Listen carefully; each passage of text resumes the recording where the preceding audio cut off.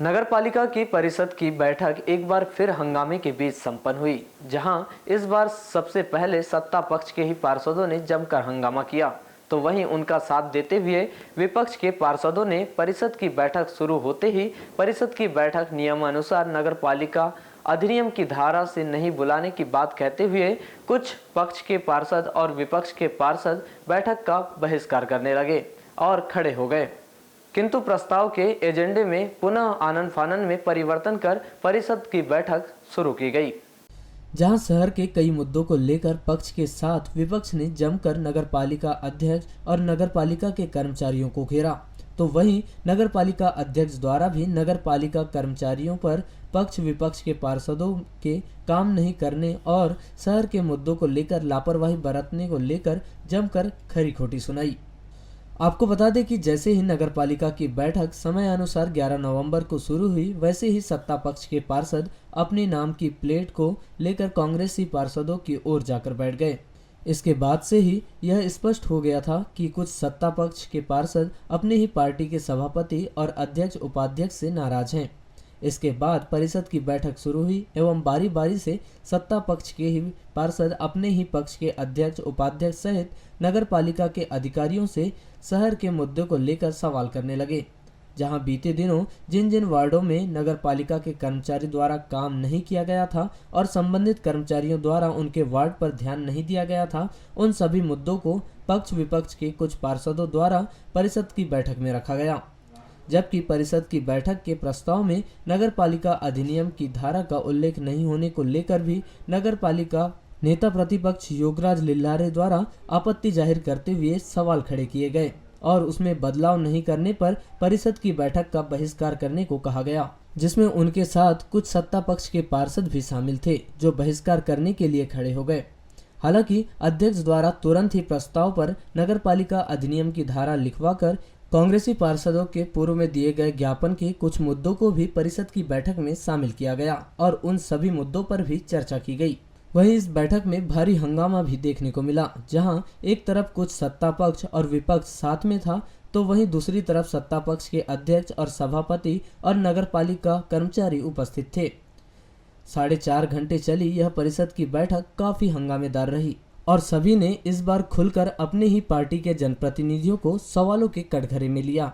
तो वहीं इस बैठक में नगरपालिका अध्यक्ष पीछे नहीं थी, जिन्होंने नगरपालिका के कर्मचारियों की गलती होने पर कर्मचारियों को आड़े हाथों लेते हुए जमकर फटकार लगाई और पार्षदों के फोन नहीं उठाने और उनकी समस्याओं को ध्यान में नहीं देने को लेकर कड़ी कार्यवाही करने की बात कही। वहीं बैठक के दौरान पार्षद वंदना बारमाटे द्वारा नगरपालिका के कर्मचारियों पर आरोप लगाते हुए कहा गया कि नगरपालिका के कर्मचारी उन्हें पार्षद नहीं मानते हैं और उन्होंने सवाल किया कि क्या वह जनप्रतिनिधि नहीं है। नगरपालिका के कर्मचारी उनसे बदतमीजी करते हैं। अभी कुछ दिन पहले ही पार्षद राज हरेणखेड़े के द्वारा उद्यान प्रभारी द्वारा बदतमीजी की गई और जब उन्हें कुछ कहा जाता है तो कर्मचारी आत्महत्या करने की धमकी देते हैं। इस विषय पर नगरपालिका अध्यक्ष ने कहा कि यदि कोई इस प्रकार की बदतमीजी जनप्रतिनिधि या पार्षद से करता है तो उस पर भी कड़ी कार्यवाही की जाएगी। वहीं नेता प्रतिपक्ष योगराज लिल्लारे ने कहा कि क्या आज शहर में सभी समस्याएं खत्म हो गई है? क्या शहर में कोई मुद्दे नहीं हैं? जबकि स्वास्थ्य, सफाई और अन्य मुद्दे अभी भी शहर में बने हुए हैं, तो फिर सिर्फ 6 ही प्रस्ताव को लेकर परिषद की बैठक क्यों आहूत की गई है? जबकि उनके द्वारा ज्ञापन में भी शहर के मुद्दे हैं जिन्हें परिषद की बैठक में शामिल किया जाए, जिसको लेकर उनके मुद्दों को भी परिषद में लिया गया। वहीं जब वार्ड नंबर 9 के विषय में विधायक प्रतिनिधि शफकत खान ने जानकारी ली कि वार्ड नंबर में कितने कर्मचारी और कितने कचरा वाहन जा रहे हैं और क्या स्थिति है वर्तमान में, तो इसको लेकर नगरपालिका के अधिकारी कर्मचारी के पास पूरी जानकारी नहीं थी, जिसको लेकर कहा गया कि आज नगरपालिका के कर्मचारी सिर्फ यह दिखा रहे हैं कि वह फील्ड में काम कर रहे हैं, पर उन्हें फील्ड की पूरी जानकारी नहीं है। इस पर नगरपालिका अध्यक्ष द्वारा कहा गया कि कर्मचारियों को फील्ड में जाना चाहिए, ऐसे लापरवाही नहीं करनी चाहिए और ऐसी लापरवाही करते हैं तो उन पर भी कार्यवाही की जाएगी। परिषद की बैठक के दौरान स्वयं सत्ताधारी पार्टी के पार्षद सुधीर चिले के द्वारा अभी लाई गई नई गाड़ियों को लेकर सवाल खड़े किए गए और कहा गया कि क्यों इस प्रकार की नगरपालिका द्वारा गाड़ियां खरीदी की गई है, जबकि शहर बड़ा है और इसके पहले छोटी गाड़ियां आ गई थी, तो अभी गाड़ियों में वृद्धि कर बड़ी गाड़ी लाना था, किंतु स्वयं नगर पालिका द्वारा इस प्रकार की कमजोर गाड़ियां बुलाई गई है। जबकि कटंगी नगर परिषद में जो गाड़ियां बुलाई गई है वह गाड़ियां आज सबसे अच्छी गाड़ी है। यदि किसी को डाउट है तो दोनों गाड़ियों को आपस में खड़ी कर तुलना कर ले। वहीं परिषद की बैठक में नगर पालिका अध्यक्ष ने कहा कि नगर पालिका के सभी विभागों के अधिकारी कर्मचारियों की लापरवाही अब बर्दाश्त करने योग्य नहीं है। परिषद के सदस्यों की समस्या हमारे नगर की समस्या है, इसलिए स्वच्छता निर्माण कार्य सहित अन्य होने वाले विकास कार्यों में कोताही न बरती जाए। विशेषकर स्वच्छता को लेकर नगर पालिका अध्यक्ष ने कहा कि सुपरवाइजर और वार्ड मोहरी अगर ठीक ढंग से काम न करें तो सीएमओ सेवा के नियमों के तहत कार्यवाही कर उनके 3-3 दिन का वेतन काटने की कार्यवाही के लिए सीएमओ ऐसा कर दे क्या? मैं ऐसा कर दे क्या?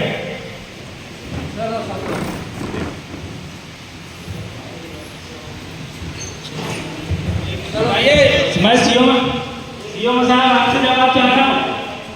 अध्यक्ष जी अनुशंसा करती है पर एजेंडा टाइप और प्रस्ताव के संबंध में मुख्य नगर पालिका अधिकारी जवाबदेह होता है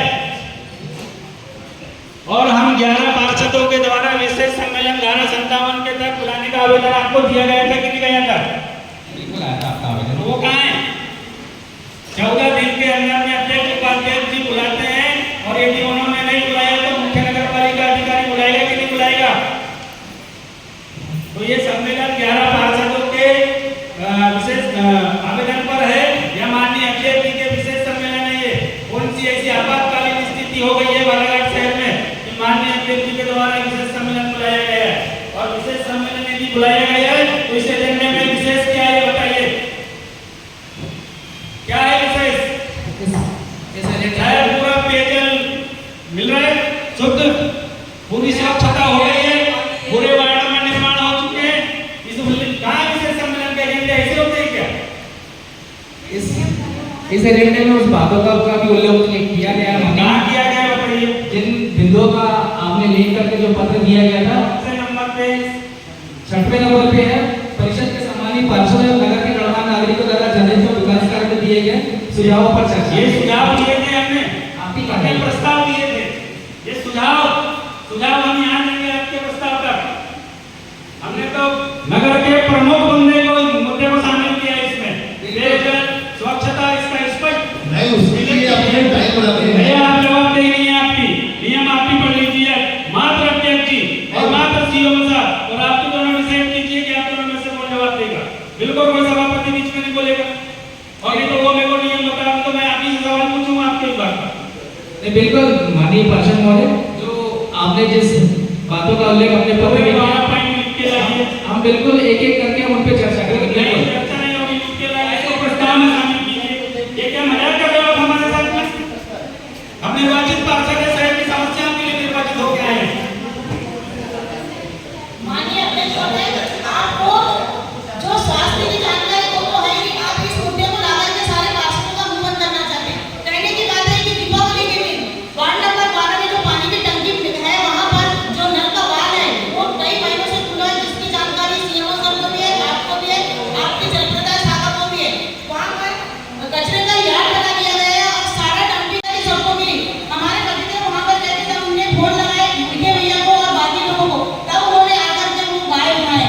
बताओ, इसकी जानकारी सभी लोगों को है कि आपको जानकारी क्यों नहीं है? पार्षद जी, माननीय अध्यक्ष जी के हिसाब से तो शहर पूरा समस्या मुक्त हो गया है। पूरे 35 वार्ड के 35 जितने भी 17,000 18,000 कनेक्शन जारी है, सबको पर्याप्त पानी मिल रहा है। पूरे वार्ड में स्वच्छता हो चुकी है, पूरे वार्ड में नाली रोड बन चुकी है। घर के तो अपन हाथी में जो स्वदेशी में लग रहा है। देखिए भैया, अगर पानी का विषय है, आपके द्वारा स्वयं लेटर लिख के दिया गया है कि हम जल व्यवस्था से संतुष्ट हैं, हमको कोई परेशानी नहीं है और इनका पूरा भुगतान गलत इस्तेमाल कर नहीं, गलत इस्तेमाल आप सोच समझ नहीं है।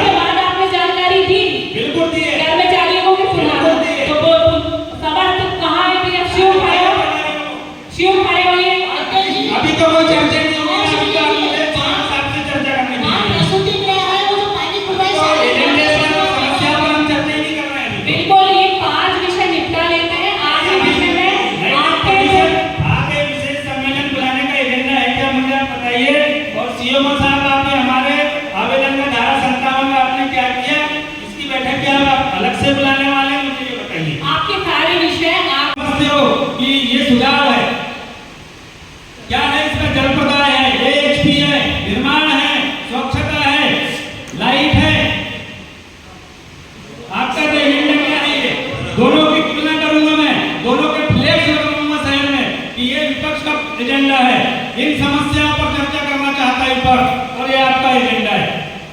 कौन सी समस्या? पूरा समस्या मुक्त कर दिए बालाघाट में, तो फिर आपका तो स्वागत होना चाहिए। पूरे 33 वार्ड में से अगर कोई बोल दे कि समस्या पूरी मुक्त हो चुका है, बस सही में दिल से समस्याएं जीवन का अंग है। आप सिर्फ बालाघाट नहीं, भारत देश की किसी भी परिषद पालिका निगम में चले जाइए, आपको कोई शहर ऐसा नहीं मिलेगा। देखिए ऐसा नहीं होना चाहिए।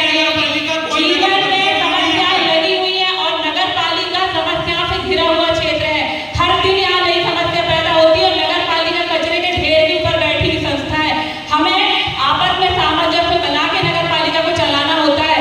इस तरीके से आरोप प्रत्यारोप करके हम नगर पालिका को अच्छे से नहीं चला सकते। ये मैं आपको संज्ञान में लाना चाहती हूँ। पूरे मध्य प्रदेश की नगर पालिका नगरीय निकाय का एजेंडा भी ऐसा टाइप नहीं होता होगा अध्यक्ष जी। इसका मैं अगर इतनी बुरी व्यवस्था रहती तो जो 7वां रैंक पूरे मध्य प्रदेश में नगर पालिका को मिला है, वो क्यों मिला? और हिंदुस्तान में जो 21वां स्थान मिला है, कुछ कारण होगा तभी मिला है। और कैसे मिला था उसकी जानकारी मुझे है। मैं बताना चाहता हूँ, रही बात समस्या की, तो आपको और हमको 5 साल का टाइम है। 5 साल के टाइम में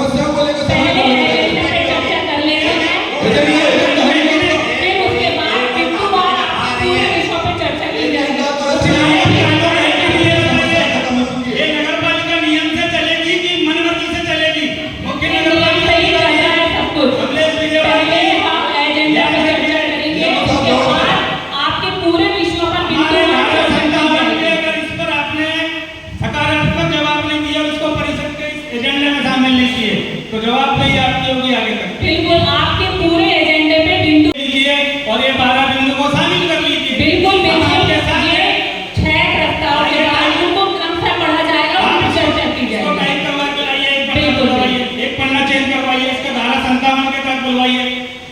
इसमें आपका ये बताइए ना, आपको भी तो ध्यान देना चाहिए कि धारा 57 विशेष सम्मेलन होता है। टाइप करवा के एक पन्ना लाइए और इसको शामिल कीजिए। 15 मिनट और रुक सकते हैं। माननीय अध्यक्ष जी, इसमें 11 लोग का इसमें विरोध कीजिए और मीटिंग को आगे बढ़ाइए। ये नियम है। आपके मर्जी से कैसे विरोध हो जाएगा?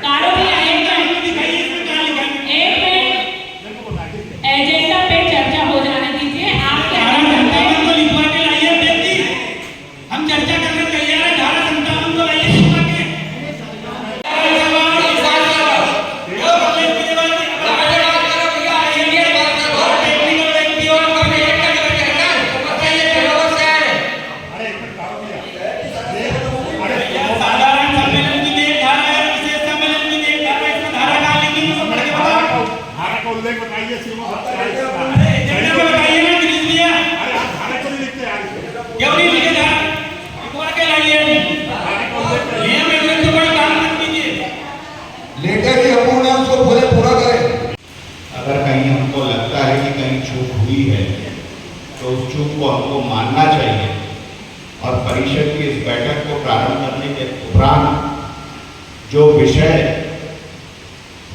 धारा 57 के तहत परिषद के सदस्यों ने दिए हैं, आपके माध्यम से उसको आगे उसमें शामिल करिए और इस बात को आप परिषद के समक्ष रखिए और बात को खोलकर इस परिषद की बैठक को आगे बढ़ाइए। कि हम आपके पूरे एजेंडे को मतदान करा लो मुख्य नगर पालिका अधिकारी महोदय। देख लीजिए भैया, मैं क्या बोलूँ, मैं आपको ये बोल रहा हूँ कि आप आके पूरे माननीय विधायक प्रतिनिधि जी, माननीय विधायक प्रतिनिधि जी, मतदान की धारा भी घर से ज्यादा जानते हैं।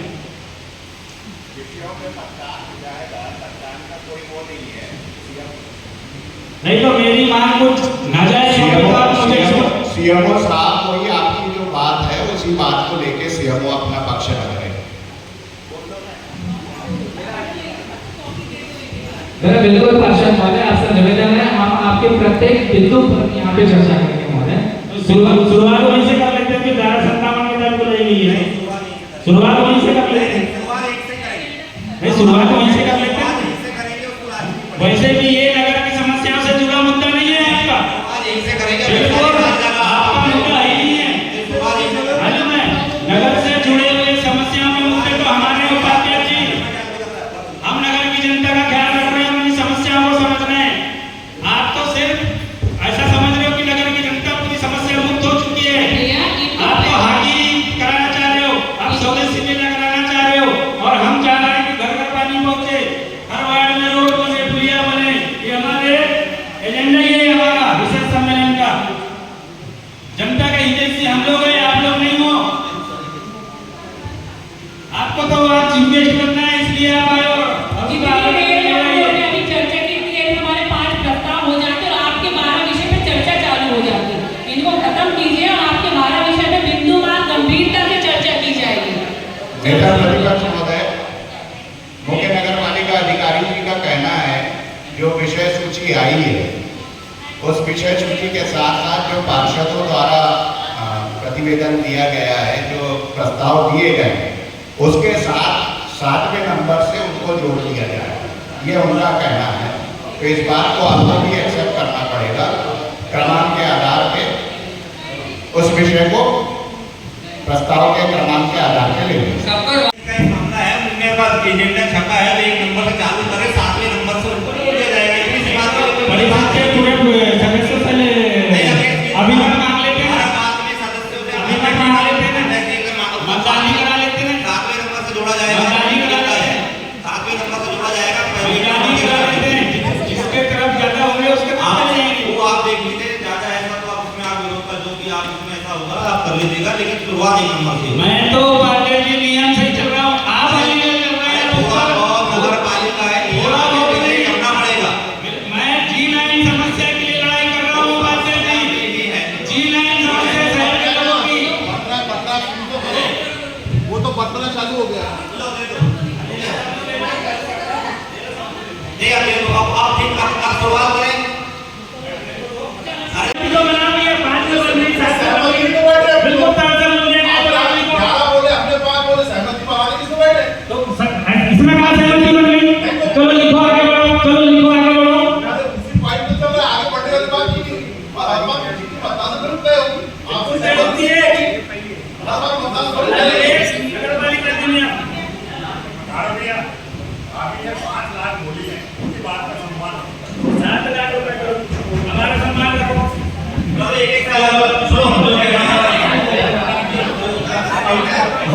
होर्डिंग, पोस्टर विक्रेता, फुटकर विक्रेता, लहरी ठेले वाले किसी भी प्रकार की दुकान लगाते हैं या होर्डिंग पोस्टर प्रॉपर उस चौक चौराहे या मूर्तियों को ढक लेते हैं, तो इन पर दंडात्मक कार्रवाई एक तय की जाए। क्योंकि हमने पिछले बार की जब पोस्टर बैनर वालों की बैठक बुलाई थी, उनको दिशा निर्देश दिए थे कि आप शहर के उन चिन्हित स्थानों पर ही बैनर पोस्टर टांगेंगे, ना कि किसी चौक चौराहे पर।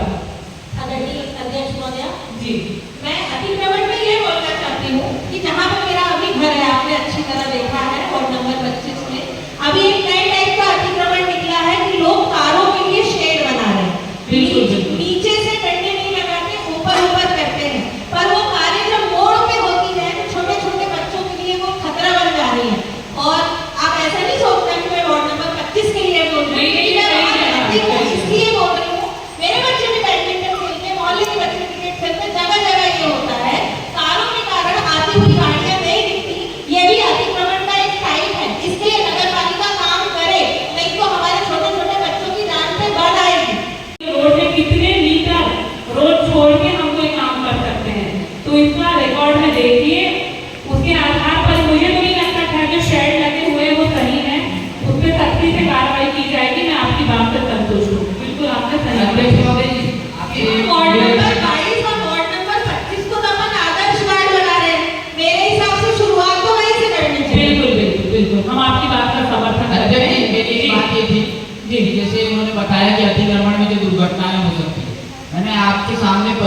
पिछली परिषद में एक मुद्दा रखा था कि मेरे वार्ड के एक बालक की नाबालिग की हनुमान चौक के बीच में एक्सीडेंट में मृत्यु हो गई थी।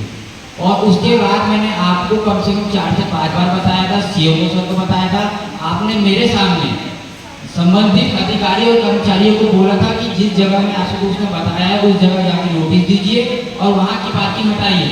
मैं आपको बता रहा हूँ कि कर्मचारी इतने वो हो चुके हैं कि वो आपकी बात को MP50 की बात कर रहे हैं। MP50 की बात कर रहा हूँ मैं, योगेश्वरी आइसक्रीम वाले की बात कर रहा हूँ। उसका आज भी वाहन मेन रोड में खड़ा रहता है। जब नहीं अध्यक्ष जी, पहले मेरी बात सुनिए ना, नोट बात कराइए।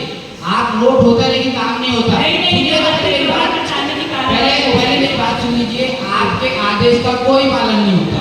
आपने मेरे सामने स्वयं बोले थे उस समय प्रभारी क्या नाम है, लटारे जी नहीं, आपने उसको फोन किया नहीं, कोई है उसको बोले थे आपने, लेकिन आपकी बातों को तवज्जो नहीं दिया। आज भी वही एक्सीडेंटल पॉइंट बना हुआ है। तो मेरा ये कहना है कि ऐसे कर्मचारी और अधिकारियों पर आप क्यों नहीं कार्रवाई करते? आप कार्रवाई आपकी बातों को कितनी निधि आई थी और क्या क्राइटेरिया था, इसकी पूरी फाइल अभी परिषद में मैं देखना चाहूँगा और जानकारी चाहूँगा इनसे। और दूसरा ये है कि जिनके स्थानांतरण हो गए थे उच्चतम न्यायालय से स्थगन लेके आए थे, उसकी क्या स्थिति है? ठीक है। शहर के समस्त 33 वार्डों में हमारे और इसके पहले भी हमने ये सारी चर्चा बस के बारे में आपसे की है। तो क्या आप लोग वार्ड नंबर 11-12 में ध्यान नहीं देंगे? क्या मैं भारतीय जनता पार्टी की पार्षद नहीं हूँ क्या? आप जिस कुर्सी में बैठे वहाँ मेरा भी एक बहुमूल्य वोट आपको बैठाना है। तो मैं बार-बार आपसे यही रिक्वेस्ट करती हूँ कि आपने मेरे वार्ड में इतने सारे भाई, अभी जैसे समीर भैया ने कहा कि हमारे लोग उधर बैठते हैं जो आरोप प्रत्यारोप लगाते हैं। हम आरोप प्रत्यारोप किसी में नहीं, पूरी परिषद है, हमको बालाघाट शहर का विकास करना है। हम भी भारतीय जनता पार्टी के पार्षद हैं, इसलिए हम चाहते हैं कि हमारा भी काम हो। आपने बोले कि आप 5 साल का क्या काम चलता रहेगा, लेकिन मैंने आपको 2 साल करीब दिया। जो मेरे वार्ड की बालासोर रोड बिगली रोड है, वहाँ पर आपने सीमेंटीकरण करने बोले थे, आपने उसको बार-बार नजरअंदाज करके डामरीकरण किया। क्यों डामरीकरण किया? मुझे इसका जवाब चाहिए। ठीक है। और आपके इंजीनियर बोलते हैं कि वहाँ पर गाड़ी नहीं पहुँचती। कई सालों से कितने सारे पार्षद वहाँ बन चुके हैं, क्या वो नामाकरण में रोड थी? मुझे बताओ। यदि आपको नहीं करवाना है तो ना बोलो, मुझे ऐसा बार-बार झुकसाते क्यों हो आपको?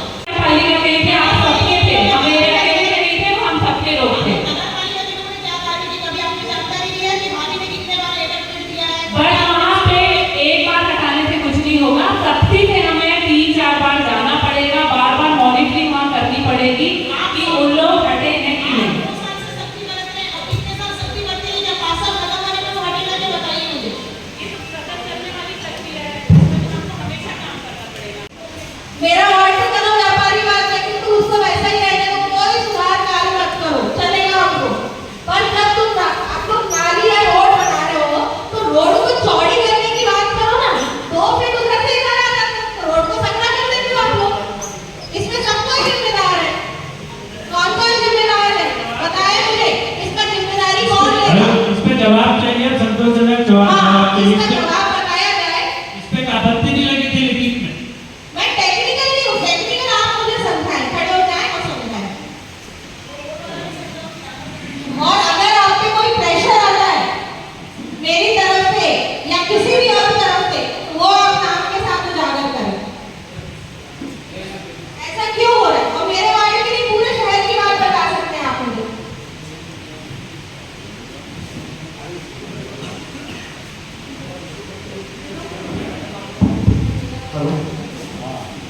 तो अपने निर्माण कार्य से संबंधित प्रश्न है ये कि जब हम निर्माण कार्य करते हैं समझ गए? उसका क्या दायरा तय करना है। यदि वहाँ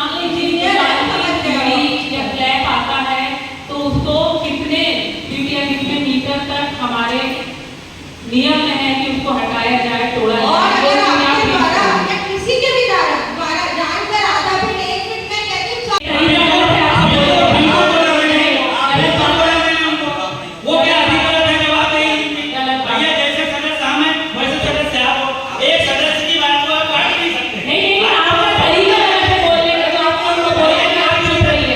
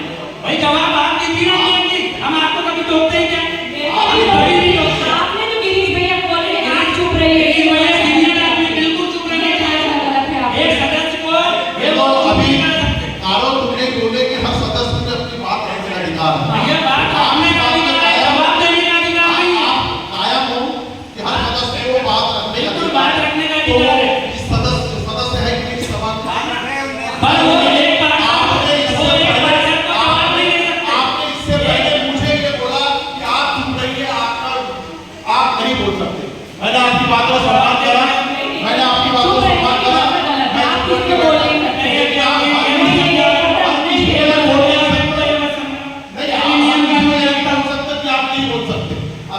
आपको बोलने का अधिकार है तो हमको भी अधिकार है। और अधिकार है ना भैया, जवाब देने का नहीं है। नहीं, आपने जो सवाल आपकी बात रखी है, मैं भी बात रख रहा हूँ। जवाब देने को अध्यक्ष जी है। अध्यक्ष की अनुशंसा पर कोई भी सभापति या पार्षद को अगर अध्यक्ष की अनुशंसा है तो वो दे सकता है जवाब। हम संबंधित विभाग में संबंधित सभापति से जवाब मांगेंगे तो वो दे सकता है। मेरे को वो नियम और वो जवाब नहीं दे रहे थे गिरीश भैया, वो अपने वार्ड की समस्या ही आपके सामने रख रहे थे। आपका तरीका गलत है बोलने का। गलत बात, मेरा कोई तरीका गलत था। नगरवासियों को हो रही समस्या के संबंध में चर्चा एवं वार्डों में नए कचरा वाहन उपलब्ध कराए जाने के संबंध में। मैं इसमें ये कह रहा हूँ अध्यक्ष जी कि बहुत सारे जो पुराने खरीदे गए नगर पालिका के कचरा वाहन थे वो आज खराब होने की स्थिति में, बहुत सारे वार्डों के खराब है। अब उनमें किसी में बोल रहे हैं ज़्यादा खर्च आ रहा है, किसी में कम खर्च आ रहा है, कई कचरा वाहन बन नहीं पाए। उसके कारण वार्डों में दिक्कत तो चल रही है। अभी 6, 4, 10 वाहन आए हैं, उसमें कुछ स्थिति में सुधार हुआ है या उन वार्डों में थोड़ी सी संतोषजनक स्थिति है। मेरा कहने का मतलब है अपन एक 7 लाख 8 लाख रुपया कचरा वाहन ले रहे हैं और अगर पुराने वाहन में 1,50,000 रुपया लगा के वो वाहन बन सकता है तो उन वाहनों को सुधारना चाहिए और तत्काल ऐसे वाहनों में देना चाहिए जो वाहन में कचरा वाहन नहीं है या एक है बड़ा वाहन है तो 2 हो जाए। वहाँ पर अपन 1,50,000 के चक्कर में कई सारे वाहनों में ट्रैक्टर भेज रहे हैं, ट्रैक्टर भी और बहुत सारे काम के लिए बन है।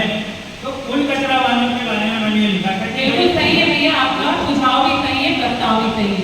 मैं आपको बता दूं कि 16 कचरा वाहन हमारे स्वीकृत हुए हैं, जिसमें 6 और 4 करके 10 आ चुके हैं। और जैसा आपने किए, मैं धन्यवाद दूंगी आपको कि चलिए आपने ये पॉजिटिव बात अपनी परिषद में रखी कि 6 और 4 10 कचरा वाहन आने से जिन वार्डों में गंभीर समस्या थी हमने उनको दिया और अब वहाँ संतोषजनक स्थिति है। लेकिन जैसा आप कह रहे हैं कुछ वार्डों में जहाँ स्थिति संतोषजनक नहीं है।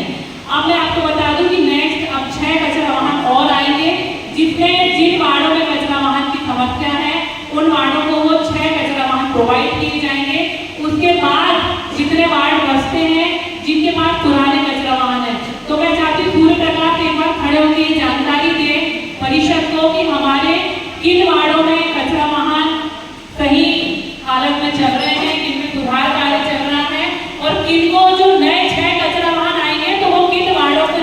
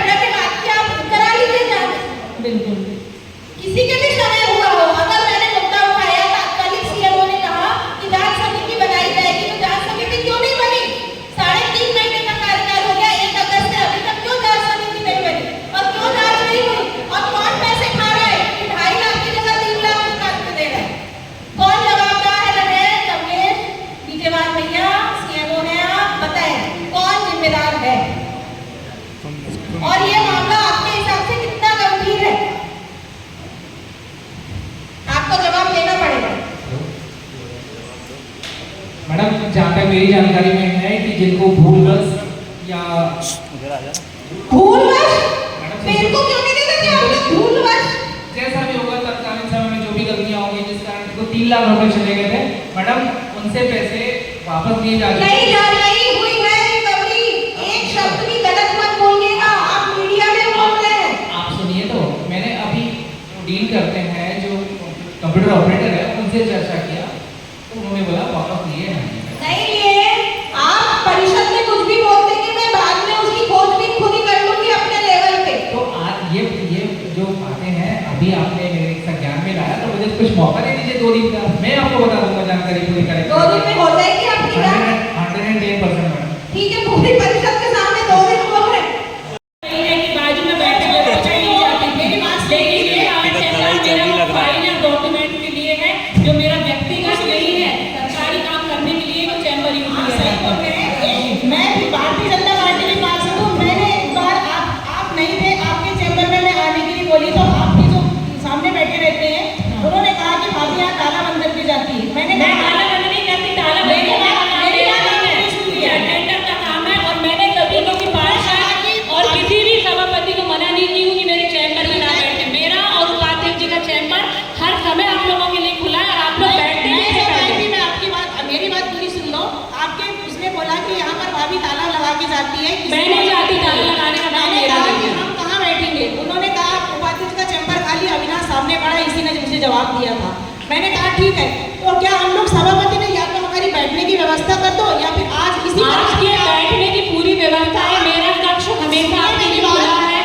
आप मेरे चैम्बर में हम लोग सभापति थे, आपने सबका चैम्बर बनाया। हम 3-4 सभापतियों का चैम्बर क्यों नहीं बनाया? मेरा चैम्बर आपने क्यों नहीं बनवाया? अभी आपकी नई कैबिनेट तैयार हुई है, आपने उनका चैम्बर में स्वागत डालेगा। अभी भी कोई चैम्बर नहीं बना है। आपका जो विभाग मिला है हमारा अभी भी कोई चैम्बर नहीं है। और संगीता अभी अपने गुडविल में अपनी टेबल में अपने साथ बिठाने तैयार हुई है तो वो बैठ रहा है। उसका अभी भी कोई व्यक्तिगत अलग से चैम्बर नहीं बना है। कोई परेशानी नहीं, लेकिन अध्यक्ष जी एक काम करिए, आने की अनुमति नहीं। हम चाह रहे हैं कि भाजपा पार्षद दल के लिए एक हमको चेम्बर बना के दें।